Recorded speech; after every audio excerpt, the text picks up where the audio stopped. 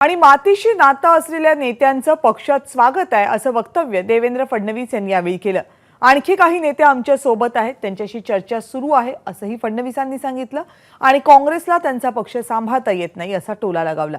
काँग्रेसला आपले मोठे नेते सांभाळता आले नाहीत, काँग्रेसनं आधी आत्मचिंतन करावं असा सल्लाही देवेंद्र फडणवीस यांनी दिलाय।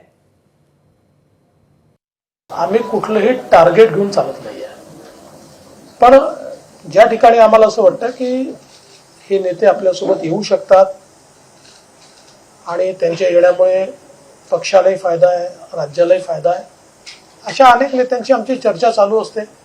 त्यांना जर असं वाटलं की नाही मुख्य धारेमध्ये आपण गेलं पाहिजे, मोदीजींसोबत गेलं पाहिजे, तर आमचा म्युच्युअल त्याच्यात तो विचार फायनल होतो आणि त्याच्यानंतर प्रवेश होतो। तर हे खरंच आहे की अजून काही नेते आमच्यासोबत चर्चेमध्ये आहेत। नाही, असं काही यादी वगैरे हा विषय नाही। नाही असा काही 14 आमदार आणणार आणि ते वगैरे हे आकड्यांमध्ये आम्हाला जायचं नाही। मी एवढंच सांगतो की जमिनीशी जुडलेले जे नेते आमच्यासोबत येतील त्यांचं आम्ही स्वागत करू।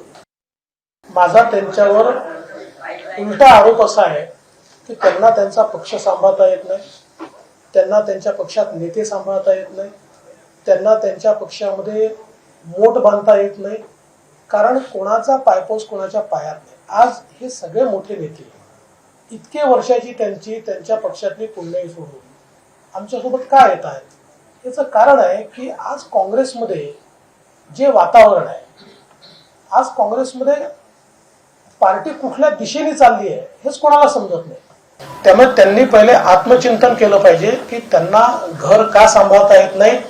ज्यांनी काँग्रेस मोठी केली, ज्यांनी आपलं सर्वस्व काँग्रेसला दिलं, असे नेते का आपल्याला सांभाळता येत नाही, असं आत्मचिंतन त्यांनी केलं पाहिजे। एबीपी माझा, उघडा डोळे बघा नीट।